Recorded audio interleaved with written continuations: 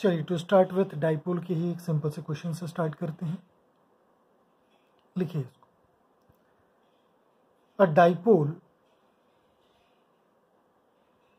with dipole moment p, small p, is located at a distance r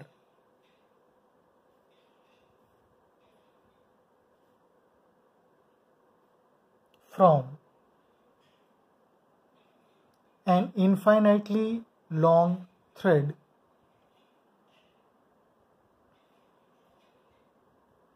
having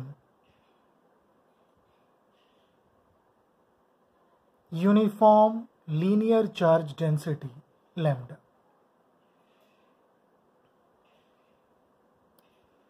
Find the force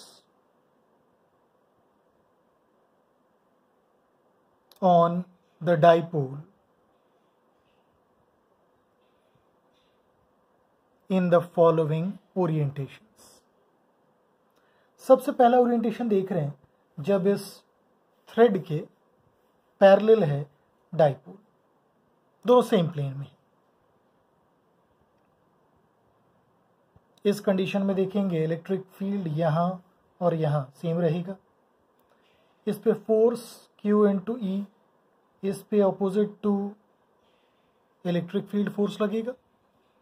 E का value कितना है, lambda by 2 pi epsilon naught r. Anyways हमको इस value की जरूरत नहीं पड़ेगी। तो net force on the dipole क्या लिखेंगे, 0। क्यों दिख रहा है नेट फोर्स 0? दो फोर्सेस एक्ट कर रहे हैं दोनों चार्जेस पे, magnitude same but direction opposite, so net force हो गया 0। Again they are lying in the same plane, but this time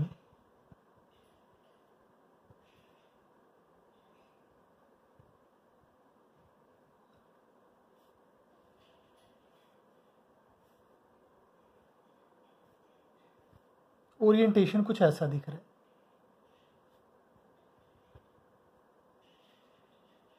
clear है? अगर कैलकुलेशन इजी रहे तो आप लोगों को बताए हैं best way to find force on dipole is to break it into component charges, -q + q separated by some distance से तोड़ दीजिए और फिर इजीली आप फाइंड कर सकते हो। डाइपोल जो गिवन है ऑब्वियसली पॉइंट डाइपोल ही है ना।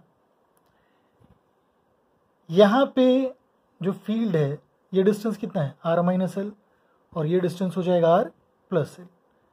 तो यहाँ पे एक फोर्स लग रहा है F1, यहाँ एक फोर्स लग रहा है F2। F1 कितना होगा, F1 हो गया lambda by 2 pi epsilon not r - l into Q,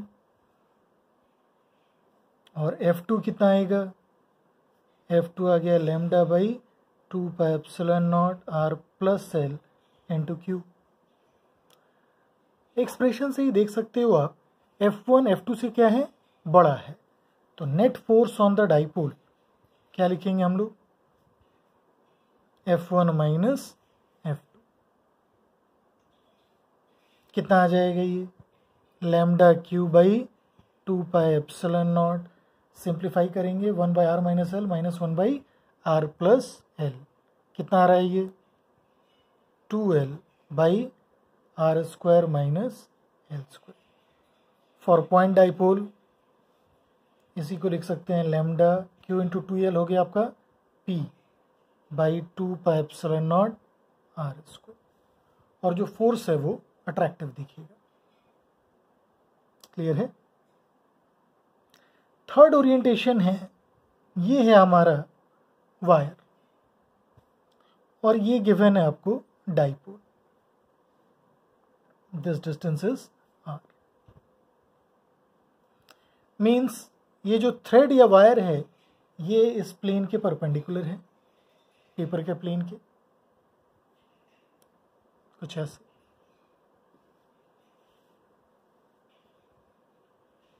और इस पेपर के प्लेन में है ये डाइपोल, ये भी एल से ये भी, ठीक है ना। इसके कारण इलेक्ट्रिक फील्ड इधर जाएगा तो फोर्स भी इधर आएगा, इसके कारण इलेक्ट्रिक फील्ड इधर जाएगा बट फोर्स ऑपोजिट डायरेक्शन में जाएगा। चलिए ये थीटा ये भी theta, F cos theta cancel, net देखोगे एफ साइन थीटा, जो फोर्स बचेगा डाइपोल पे that is 2f sine theta and is directed towards right. इस एफ का कॉम्पोनेंट इधर आ गया एफ कॉस थीटा, इधर जाएगा एफ साइन थीटा, इस एफ का भी देखोगे ऊपर गया एफ कॉस थीटा, राइट गया एफ साइन थीटा, तो अप और डाउन वाला कैंसिल, बच रहा है दोनों कंपोनेंट्स राइट की तरफ। So force on the dipole is 2f sine theta. देखिए तो f कितना है,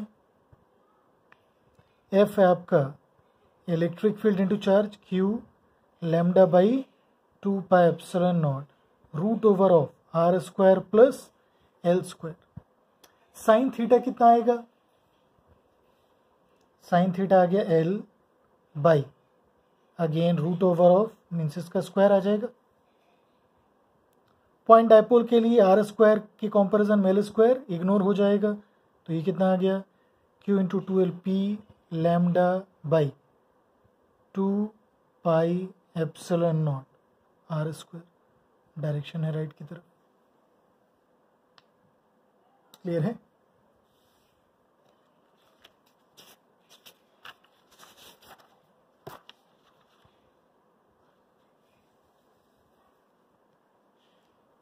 चलिए स्टार्ट करते हैं टॉपिक कंडक्टर।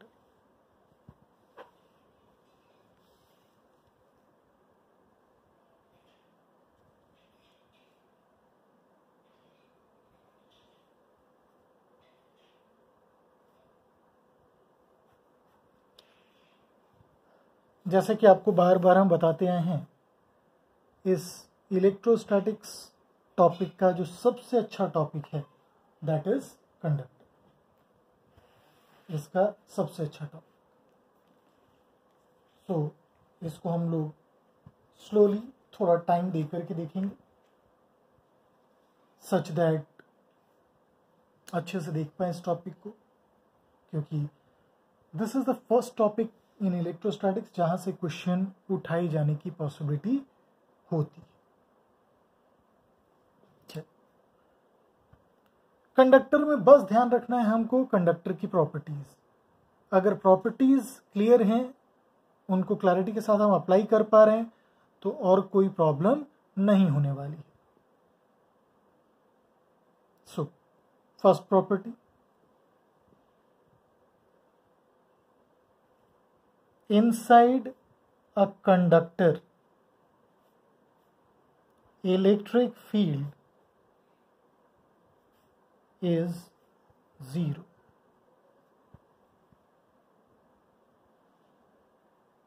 ठीक है। सबसे पहली चीज जो हमारे दिमाग में आनी चाहिए, एक कंडक्टर और दूसरा जो हम इंसुलेटर जिसको डाइलेक्ट्रिक वगैरह भी देखे हैं, उनमें बेसिक डिफरेंस क्या है। तो एक कंडक्टर और एक इंसुलेटर में basic difference is of availability of free electrons. Conductor में there are plenty of free electrons available for conduction. Conduction के लिए lots many electrons are available, जो कि इंसुलेटर में नहीं होता है। क्लियर।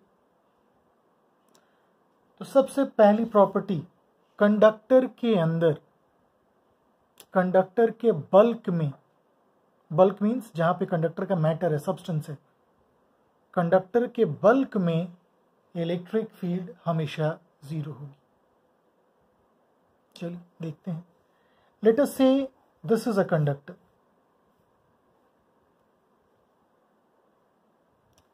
ये कंडक्टर है, इसको एक एक्सटर्नल इलेक्ट्रिक फील्ड में प्लेस कर दिया हमने। हर जगह लग रहा है, मान लीजिए यूनिफॉर्म इलेक्ट्रिक फील्ड ही रख दिया। तो इस कंडक्टर को हमने सब्जेक्ट किया to some external electric field. अब अगर इलेक्ट्रिक फील्ड राइट की तरफ है तो इस कंडक्टर में जो इलेक्ट्रॉन्स हैं, negative charges, they will experience a force towards left, hence वो लेफ्ट की तरफ मूव करना शुरू करेंगे। जहां से इलेक्ट्रॉन्स मूव किया है वहां पे पॉजिटिव चार्जेस डेवलप होगा। हम लोग ऐसा शो करते हैं एज इफ नेगेटिव चार्जेस अगर लेफ्ट की तरफ गए हैं तो पॉजिटिव चार्जेस राइट की तरफ। बट रियलिटी में आप लोग जानते हो पॉजिटिव चार्जेस का movement negative charges means electron के मूवमेंट की तरह नहीं होगा। पॉजिटिव आयंस जो होंगे वो हैवी होंगे, जबकि इलेक्ट्रॉन्स का मास उनके कंपैरिजन में काफ़ी कम होता है। क्लियर है? तो एक्चुअली मूवमेंट इलेक्ट्रॉन्स का ही होता है, but just a matter of representation बोल सकते हैं कि पॉजिटिव को यहाँ शो करेंगे, इलेक्ट्रॉन अगर इधर गया तो राइट वाली साइड पे, दूसरी अपोजिट साइड पे प्लस चार्ज शो कर देंगे। अब एक इलेक्ट्रिक फील्ड डेवलप होगी इनसाइड द कंडक्टर, जिसको इंड्यूस्ड चार्जेस के कारण फील्ड बोल रहे हैं, ये इंड्यूस्ड, और ये इस एक्सटर्नल फील्ड को अपोज करेगी। इन चार्जेस का मूवमेंट तब तक होता रहेगा till E induced is equal to E. ठीक है? और ये जो मूवमेंट ऑफ चार्जेस है वेरी फास्ट होता है, ध्यान में रखना, वेरी फास्ट। सो तुरंत electric field inside the bulk into the bulk वो जीरो कर देगा। इनसाइड की बात करें तो ये लिखेंगे E minus E induced.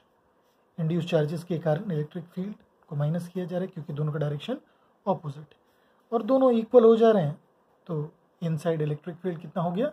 Zero. Clear है? चल, अब इसी प्रॉपर्टी को यूज करके हम लोग देखेंगे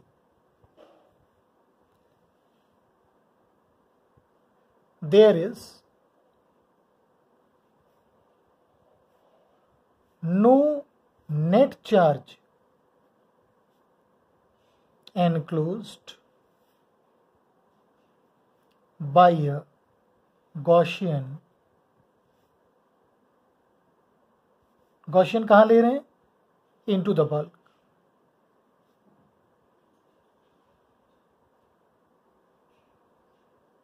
of a कंडक्टर। ठीक है? चलिए मीनिंग क्या है वो देख लेते हैं। मान लीजिए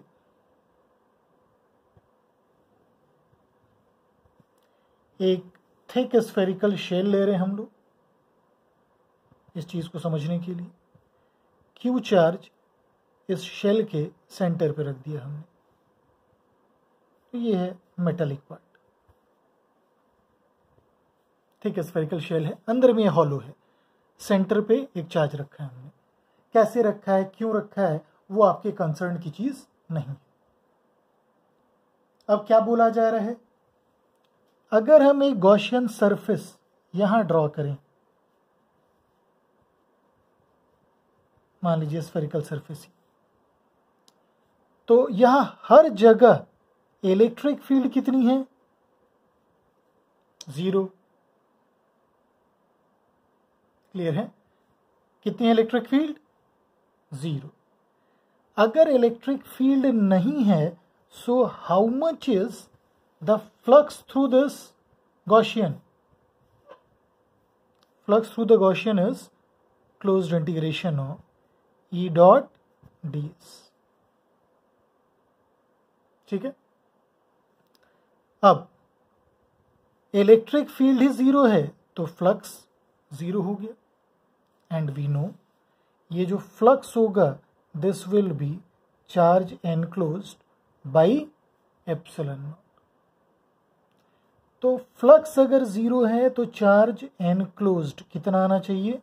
जीरो। क्लियर?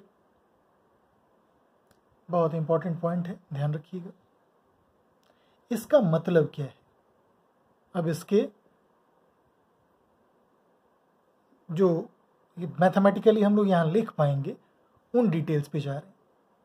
क्यू चार्ज को हमने इस थिक स्फेरिकल शेल के सेंटर पे रख दिया है, तो डेफिनेटली इस इनर सरफेस पे माइनस क्यू चार्ज डेवलप होगा। ये नेगेटिव चार्ज यूनिफॉर्म होगा या नॉन यूनिफॉर्म, वो डिपेंड करेगा इस जो सेंट्रल चार्ज है, जो अंदर में चार्ज रखे हैं पॉइंट चार्ज, उसके लोकेशन पे। अगर ये इस सरफेस के लिए बिल्कुल सिमेट्रिकल है तो जो चार्जेस इनर सरफेस पे इंड्यूस होंगे वो बिल्कुल सिमेट्रिकल होंगे। क्लियर है? और यहां पे देखें फिर तो दो सरफेस दिख रहा है आपको इस हॉलो स्फीयर का, एक है इनर सरफेस और दूसरा आउटर सरफेस। इनर सरफेस की अगर हम बात करें तो यहां पे यूनिफॉर्म चार्ज डिस्ट्रीब्यूशन अभी आएगा क्योंकि ये बिल्कुल सिमेट्रिकल है सेंट्रल चार्ज। अब ये जो हॉलो स्फीयर देख रहे हो आप, हॉलो स्फीयर पे इनिशियली कोई चार्ज नहीं था। अगर हॉलो स्फीयर पे इनिशियली कोई चार्ज नहीं था तो फाइनली भी कोई चार्ज नहीं रहेगा, क्योंकि इंडक्शन के कारण हम लोग देखे हैं नेट चार्ज नहीं आता है। इंडक्शन के कारण कभी भी कोई नेट चार्ज नहीं आता है। तो अगर माइनस क्यू यहां आ रहा है तो इस आउटर सरफेस पे जो चार्ज आएगा वो कितना आ जाएगा? Plus q. क्लियर है? To maintain the electrical neutrality of this hollow cylinder. Clear है? चलिए अगला पॉइंट देखते हैं। Any net charge resides on the surface of the conductor। कोई भी चार्ज कंडक्टर पे अगर आएगा तो वो आएगा कहां पे? उस कंडक्टर के सरफेस पे। अब आप बोलोगे क्यों? बल्क में चार्ज रह नहीं सकता है। अगर चार्ज बल्क में नहीं रह सकता है then the only place where it can reside in case of a conductor is that at its surface. इसलिए कंडक्टर के केस में हमेशा जो चार्ज है वो उस कंडक्टर के सरफेस पे ही लाई करेगा। क्लियर है? ये पॉइंट जो फोर्थ पॉइंट लिखवा रहे हैं बहुत ही इंपॉर्टेंट है, ध्यान रखिए। Every point on a conductor, चाहे वो सरफेस का पॉइंट हो, इनसाइड पॉइंट हो, आउटसाइड पॉइंट हो, कोई सा भी point, every point on a conductor is equipotential.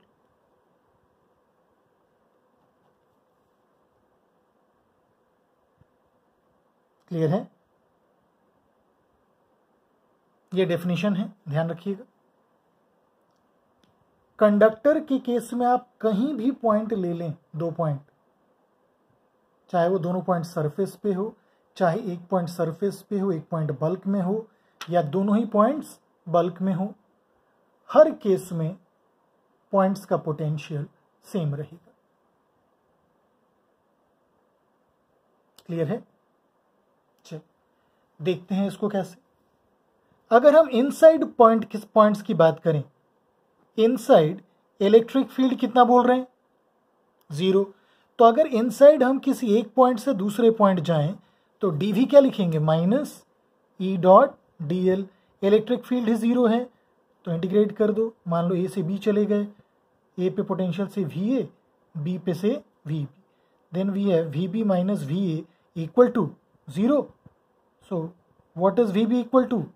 We A, where A and B both are inside points। देखिएगा इसी का बेसिकली डेरिवेशन देख रहे हैं हम लोग। ए और बी अभी हमने क्या कंसिडर किया है, they are inside points. Clear? तो दो पॉइंट्स अगर इनसाइड अ कंडक्टर ले रहे हैं, दे आर इक्विपोटेंशियल। चलिए अब सरफेस के पॉइंट्स के बारे में भी देख लेते हैं। उसके लिए एक और प्रॉपर्टी हमको देखनी होगी, इलेक्ट्रिक फील्ड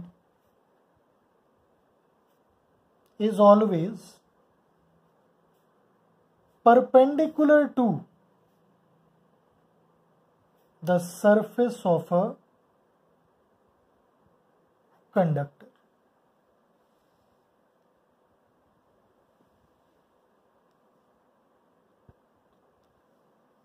सरफेस की बात करें तो इलेक्ट्रिक फील्ड हमेशा सरफेस के परपेंडिकुलर होगा। क्लियर है? चलिए इस पॉइंट को भी देखते हैं हम। मान लीजिए यही एक कंडक्टर है, स्फेरिकल कंडक्टर लिए, यहां पे एक पॉइंट लिए, इलेक्ट्रिक फील्ड का डायरेक्शन से ऐसे ले लिए। तो इस केस में आप देखोगे इसी इलेक्ट्रिक फील्ड का दो कंपोनेंट आएगा, एक आ गया टेंजेंशियल और दूसरा परपेंडिकुलर। ठीक है, इसको टेंजेंशियल लिख रहे हैं, ET। ये कौन सा कंपोनेंट? Tangential component. और ये कौन सा कंपोनेंट? Normal component.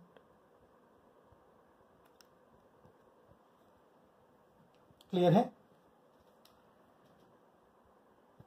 अब हम लोग बात कर रहे हैं कि ये जो इलेक्ट्रिक फील्ड है वो हमेशा कंडक्टर के सरफेस के क्या होगा? परपेंडिकुलर होगा। हमने इसको बाय कॉन्ट्राडिक्शन से प्रूव करना चाह रहे हैं। लेट अस से एक टेंजेंशियल कंपोनेंट भी आ गया। अगर टेंजेंशियल कंपोनेंट आया इलेक्ट्रिक फील्ड का, इसका मतलब कहीं पे चार्ज पॉजिटिव ज़्यादा है और यहाँ मान लीजिए पॉजिटिव चार्ज ही है, तो पॉजिटिव चार्ज कहीं ज़्यादा है और कहीं कम है, तभी बीच में उस ज़्यादा चार्ज से कम चार्ज की तरफ फील्ड होगा। तो यहाँ पे जो चार्ज होगा इन बिटवीन वो तुरंत इधर शिफ्ट हो जाएगा and this will cancel the tangential component. हम लोग क्या कंसिडर किए कि एक टेंजेंशियल कंपोनेंट है। अब सिंस यहाँ पे जो चार्जेस हैं they are free to move in case of a conductor, जो हमने कंडक्टर के ऊपर सप्लाई किया, तो ये चार्ज क्या करेगा? इजीली मूव कर जाएगा। क्लियर है? क्योंकि नेट फील्ड अगर इधर है तो यहाँ जो बीच में चार्जेस होंगे पॉजिटिव चार्जेस, उन पे फोर्स इधर लगेगा, तो पॉजिटिव चार्ज इधर आ गया। तो अगर same amount of positive charge आ गया तो तुरंत यहाँ पे फील्ड कितना हो जाएगा? 0। तो बेसिकली चार्जेस ऐसे एडजस्ट करते हैं ताकि जो फील्ड बचे उसका सिर्फ और सिर्फ नॉर्मल कंपोनेंट आए। क्लियर? अब इसी के हेल्प से, इसी पॉइंट के हेल्प से हम लोग अपना जो फोर्थ स्टेटमेंट है उसको कंप्लीट करने जा रहे हैं। अब मान लो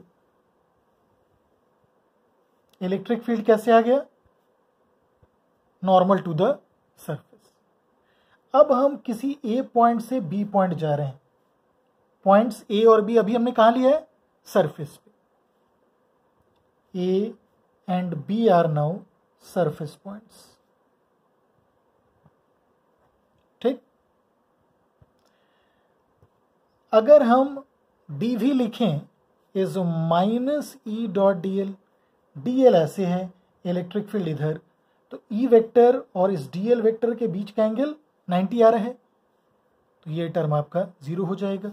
चलिए इंटीग्रेट कर दिया again from A to B, ये है वी ए, ये है V B. E dot D L का इंटीग्रेशन 0 आएगा क्योंकि ई डॉट डी एल ही 0 आ रहा है, तो मिल गया हमको V B minus V A equal to 0।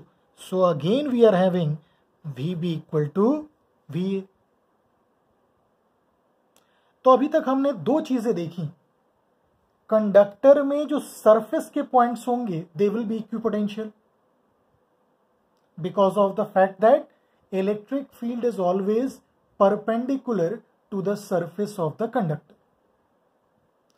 दूसरी चीज हमने देखी, into the bulk electric field 0 था, तो इनसाइड पॉइंट्स जो हैं जो बल्क में लाई कर रहे हैं they are also equipotential. Clear है? नाउ से हम लोग ए से बी जा रहे हैं ऐसे, ये है डीएल हमारा. इलेक्ट्रिक फील्ड फिर कितना है यहां से 0, तो again we can say V equal to V B. तो सरफेस का पॉइंट, इनसाइड पॉइंट, ये भी इक्विपोटेंशियल. तो बेसिकली इस पॉइंट को हम लोग कंडक्टर का डेफिनेशन यूज करते हैं, that all points of a conductor are equipotential. दिमाग में रखिएगा इसको, बहुत ही इंपॉर्टेंट एस्पेक्ट है.